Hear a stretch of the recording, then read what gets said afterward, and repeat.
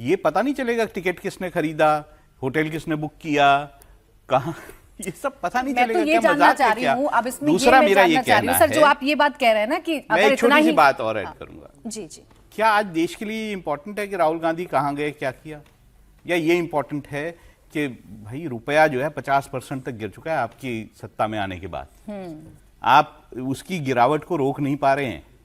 क्या ये इंपॉर्टेंट है कि आज दूध जो है वो 2 रुपए महंगा हो गया है, या महंगाई जो है आपके सर पे खड़ी हुई है? क्या आपके लिए ये इंपॉर्टेंट नहीं है कि आप देश के लोगों को ये बताएं कि हम इसके लिए क्या करने जा रहे हैं? ठीक बात, बिल्कुल सर, और यही सवाल मैं आपसे पूछना चाह रही थी और इसी चर्चा को आगे बढ़ाना चाह रही थी कि एक तरफ आप राहुल गांधी विदेश यात्रा कितनी बार जा रहे हैं, अभी तक तो आप ये कहा करते थे कि राहुल गांधी विदेश यात्रा पर जाकर करते क्या हैं, कहते क्या हैं, अब आपको ये पता लगाना है कि राहुल गांधी का खर्चा कहां से आ रहा है, राहुल गांधी को फंडिंग कौन कर रहा है, तो पता लगा लीजिए, आप सरकार में हैं। आज के वक्त राहुल गांधी पर स्पेसिफिकली ये प्रेस कॉन्फ्रेंस करना और तकरीबन 1 घंटे की प्रेस कॉन्फ्रेंस करना, अजीत जी, क्या मायने हैं इसके, क्या बताना चाह रही है भारतीय जनता पार्टी, इसके जरिए क्या सियासी मायने साधने की कोशिश कर रही है? देखिए, इसमें 2-3 बातें समझने की जरूरत है। एक तो क्या है कि ये हर पार्टी ऐसा करती है और भारतीय जनता पार्टी ने इस बात को कुछ ज्यादा साध लिया है कि किस तरह से हेडलाइन मैनेज करते हैं, किस तरह से जो एक इशू चल रहा है उसको कैसे डाइवर्ट करते हैं। तो एक तो विशुद्ध रूप से एक पॉलिटिकल प्रेस कॉन्फ्रेंस थी, पार्टी की प्रेस कॉन्फ्रेंस थी, पॉलिटिकल प्रेस कॉन्फ्रेंस थी। कहा भी संबित पात्रा ने कि हम पॉलिटिक्स कर रहे हैं तो हमको आप जवाब दे करके चुप करा दीजिए। तो एक तो पॉलिटिकल प्रेस कॉन्फ्रेंस थी और डाइवर्ट करना था अटेंशन उन तमाम इशूज से जो आज चल रहे हैं, और एक नया न्यूज साइकिल शुरू करना था जो भारतीय जनता पार्टी लगातार करती रहती है। हेडलाइन मैनेजमेंट की जो बात होती है, तो एक नया न्यूज साइकिल शुरू हो गया। अभी क्या न्यूज था कि हम लोग 2 रुपए सीएनजी बढ़ गया मुंबई में, 2 रुपए दाम पे दूध के बढ़ गए, सोने चांदी पर आयात शुल्क बढ़ा तो उससे 10,000 और 22,000 कीमतें बढ़ गई, चीनी का एक्सपोर्ट रोका गया इसका मकसद ये था कि चीनी की कीमत न बढ़े। तो ये तमाम रुपया गिर करके 96 तक पहुंचने ही वाला है। तो इस न्यूज साइकिल को चेंज कर दिया गया, पहली बात तो ये है।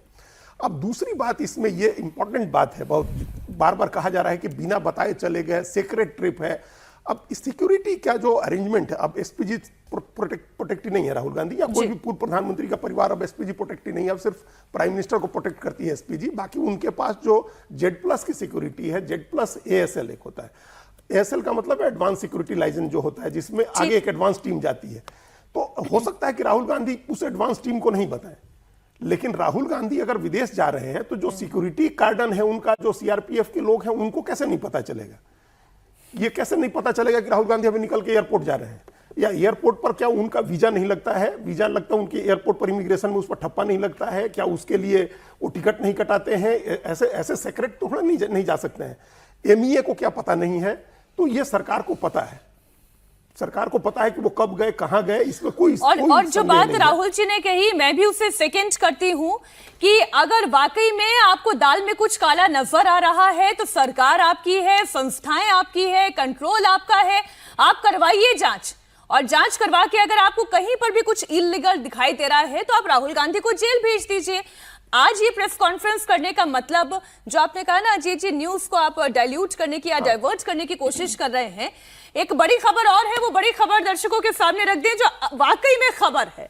दुनिया भर में ऑयल क्राइसिस के बीच ईरान के विदेश मंत्री अरागची भारत दौरे पर हैं और अमेरिका के साथ जंग शुरू होने के बाद ईरानी विदेश मंत्री अरागची का यह पहला भारत दौरा है।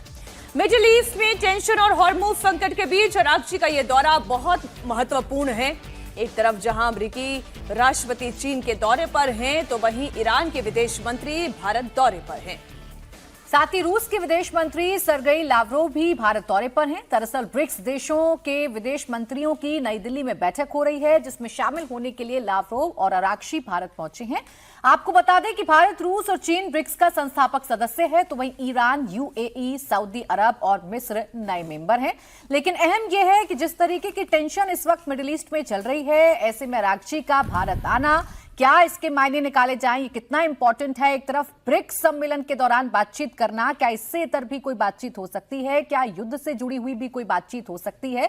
इसका क्या मतलब अजीत जी निकाला जाए? अरागची मुझे लगता है मिडिल ईस्ट में जब से जंग छिड़ी हुई है तब से शायद पहला किसी देश का दौरा वो कर रहे होंगे। और दौरे उन्होंने किए हैं। एक इस बात को, इसमें खास बात यह है कि वो चीन होकर के आए हैं, मतलब चीन गए और उसके तुरंत बाद अमेरिका के राष्ट्रपति भी चीन गए हैं। तो वो एक अलग पहलू है जो चीन का और ईरान का संबंध है। और अभी हम लोगों ने देखा कि कैसे पाकिस्तान का एक जहाज जो है, मिलिट्री का जहाज, वो नूर खां एयरबेस पर पाकिस्तान में खड़ा था, ईरान का जहाज।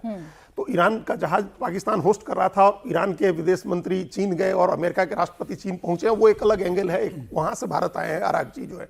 अरागची लगातार देशों के दौरे करें और रूस भी होकर के आए हैं। और वो जो पश्चिम एशिया का संकट है उसको लेकर के एक कंसेंसस बनाने की कोशिश कर रहे हैं। ये इंपॉर्टेंट इसलिए है क्योंकि ईरान पहले दिन से, युद्ध जब से शुरू हुआ तब से ईरान कह रहा है कि ब्रिक्स की अध्यक्षता इस समय भारत के पास है, तो भारत अभी पश्चिम एशिया के हालात में इंटरवेन करे, वो उसमें किसी तरह का हस्तक्षेप करे। अब भारत की दुविधा यह है कि हस्तक्षेप करने के लिए उसमें क्या है, कैसे हस्तक्षेप करें। प्रधानमंत्री लगातार कह रहे हैं कि भाई युद्ध नहीं होना चाहिए, बातचीत के जरिए सुलझाइए। इससे ज्यादा भारत एक तो उसमें हस्तक्षेप नहीं कर सकता है। दूसरी बात यह है कि अभी जो देश आए हैं ब्रिक्स को, इस पर सारी दुनिया की नजर होगी क्योंकि आगे हम लोग ब्रिक्स की फुल फ्लेज्ड बैठक होस्ट करने वाले हैं। तो विदेश मंत्रियों की बैठक है जिसकी अध्यक्षता जयशंकर कर रहे हैं। लेकिन साल के अंत में जब ब्रिक्स का सम्मेलन होगा, ब्रिक्स प्लस बल्कि कहें, इसमें तो अब जो नए देश आपने बताया जो जुड़ गए, अब तो ब्रिक्स के साथ पहले 5 ही देश थे, अब और देश जुड़ गए हैं, उनकी बैठक होगी तो प्रधानमंत्री नरेंद्र मोदी उसकी अध्यक्षता करेंगे। तो ये भारत के ऊपर एक सवाल रहेगा। भारत की भूमिका को अंडरलाइन करने की कोशिश होगी कि ब्रिक्स के अध्यक्ष के नाते भारत जो क्षेत्रीय स्थिरता है, जो क्षेत्रीय भू राजनीतिक स्थितियां हैं, उसमें भारत क्या स्टैंड लेता है।